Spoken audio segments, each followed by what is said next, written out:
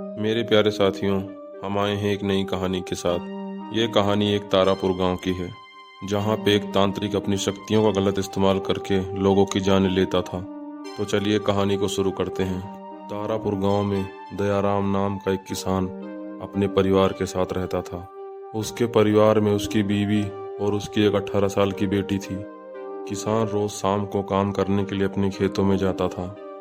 उनका खेत ठीक घर के पीछे होने के कारण उनकी बेटी भी उनके साथ जाया करती थी। घर में केवल उनकी पत्नी ही रहती थी। उस गांव में एक तांत्रिक रोज भिक्षा मांगने आया करता था। उनकी पत्नी डेली उस तांत्रिक को भिक्षा देती थी। उस गांव में भिक्षा मांगना तांत्रिक की दिनचर्या बन गई थी।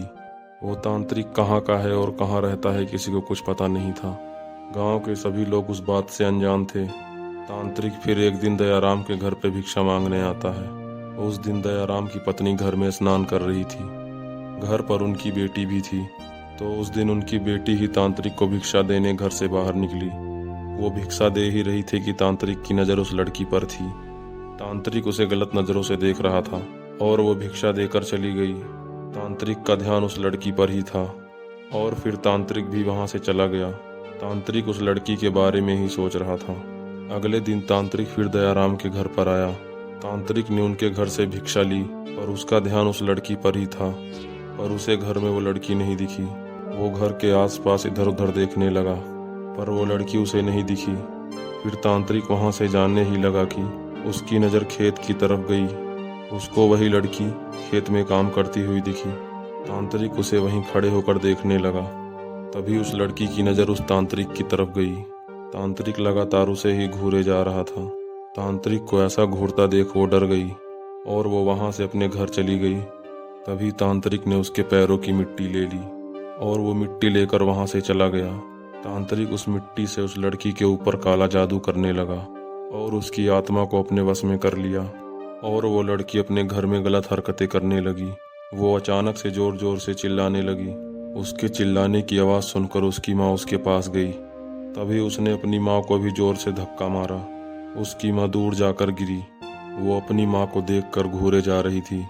उसकी आंखें भी पूरी लाल हो चुकी थी। घर वाले भी परेशान हो गए, आखिर क्या हो गया इसे। तांत्रिक ये सब अपनी शक्तियों से देख रहा था। उसने कुछ समय के लिए सब कुछ शांत कर दिया ताकि वो अपने आगे का काम आसानी से कर सके। और वो लड़की ठीक हो गई, लेकिन वह पूरी तरीके से ठीक नहीं हुई थी। वो तांत्रिक के वश में थी। तांत्रिक उसकी आत्मा को हमेशा के लिए अपने वश में करना चाहता था। उसने अपने आगे की प्रक्रिया जारी रखी। वो अपने तंत्र मंत्र से उस लड़की को अपने वश में करने लगा। तांत्रिक की आधी क्रिया हो चुकी थी, पर उसे अपने काम को पूरा करने के लिए उस लड़की के पास जाना था। अगले दिन तांत्रिक उस गांव में पहुंचा। उसने देखा कि वो लड़की खेत में काम कर रही है। तभी तांत्रिक ने कुछ मंत्र पढ़ा और अपनी अंतिम क्रिया की। तांत्रिक के मंत्र मारते ही लड़की वहां पर बेहोश हो जाती है। लड़की के पिता उसको बेहोश देखकर चिल्लाकर उसकी तरफ जाते हैं। उनको चिल्लाता देख आसपास काफी भीड़ इकट्ठा हो जाती है और उसी भीड़ में तांत्रिक भी वहां पर जाता है। तभी तांत्रिक सबको एक साइड करता है और कुछ मंत्र पढ़ता है। सभी को लग रहा था कि तांत्रिक उसे ठीक कर देगा, पर तांत्रिक का तो अलग ही प्लान था। उसने उसको ठीक करने के बहाने उसकी आत्मा को उसके शरीर से निकाल लिया और हमेशा के लिए अपने वश में कर लिया। लड़की की वहीं पे मृत्यु हो जाती है। फिर तांत्रिक वहां से चला जाता है। पूरे गांव में मातम सा छा जाता है। उधर तांत्रिक अपनी शक्तियों को और शक्तिशाली बनाने के लिए उस आत्मा से गलत काम करवा रहा था। वो उस आत्मा को अपने वश में करके उस आत्मा से लोगों की जानें ले रहा था। गांव में एक के बाद एक मौतें होने लगी। किसी को कुछ समझ नहीं आ रहा था कि ये सब क्या हो रहा है। कुछ दिन बीतने के बाद गांव में एक फकीर आता है। फकीर को गांव में हुई घटना के बारे में पता चलता है। फकीर के पास भी कुछ विद्याएं थी। तभी फकीर ने अपनी शक्तियों से गांव में हुई घटना का पता लगाया। फकीर को उस तांत्रिक का पता चल जाता है कि ये सब उस तांत्रिक की वजह से हो रहा है।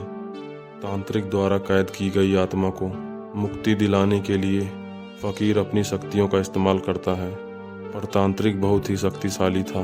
उस आत्मा को मुक्ति दिलाने के लिए फकीर के पास सिर्फ एक ही उपाय था, उसे उस तांत्रिक की मृत्यु करनी पड़ती। पर यह सब करना इतना आसान नहीं था। पर फकीर ने भी ठान लिया था कि वो उस आत्मा को मुक्ति दिलाकर ही रहेगा, नहीं तो वो तांत्रिक ऐसे ही एक के बाद एक जाने लेता रहेगा।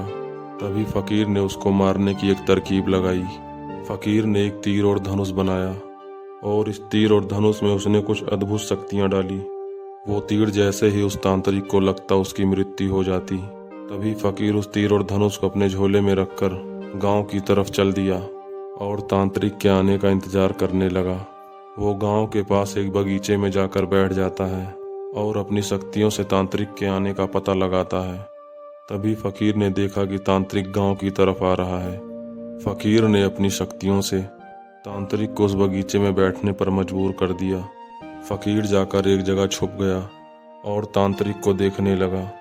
तभी तांत्रिक आके उस बगीचे में बैठ जाता है।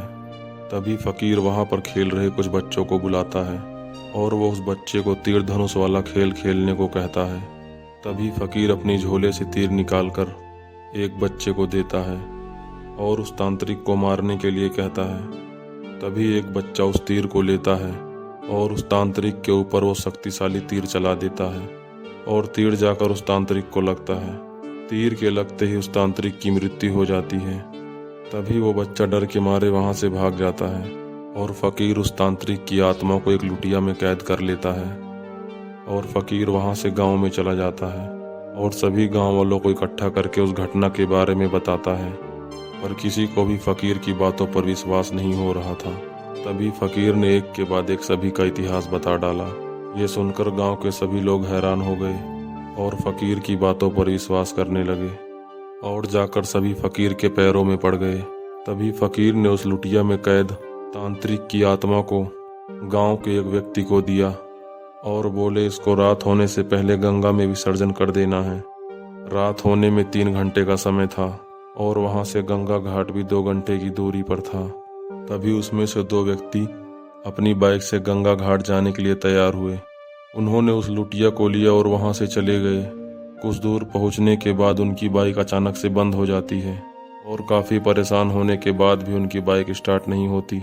तभी उन्होंने भगवान का नाम लिया और अपनी बाइक को फिर से स्टार्ट किया। भगवान का नाम लेते ही बाइक तुरंत स्टार्ट हो जाती है। तभी दोनों फिर से वहां से चलते हैं। बाइक चलाने पर उन्हें ऐसा महसूस हो रहा था कि बाइक पर 2 की जगह 3 लोग बैठे हैं। बाइक बहुत ही भारी चल रही थी। बड़ी कठिनाइयों के बाद आखिर करके वो गंगा घाट पहुंच ही जाते हैं और उस लुटिया को गंगा जी में विसर्जन कर देते हैं और फिर वो गांव की तरफ चल देते हैं। उन्हें इस बार कोई परेशानी नहीं हुई और बाइक भी हल्की चल रही थी।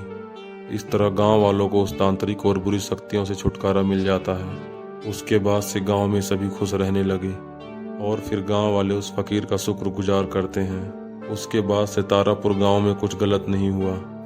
तो दोस्तों, आप सभी को हमारी ये कहानी कैसी लगी कमेंट में ज़रूर बताएं और चैनल को सब्सक्राइब करें।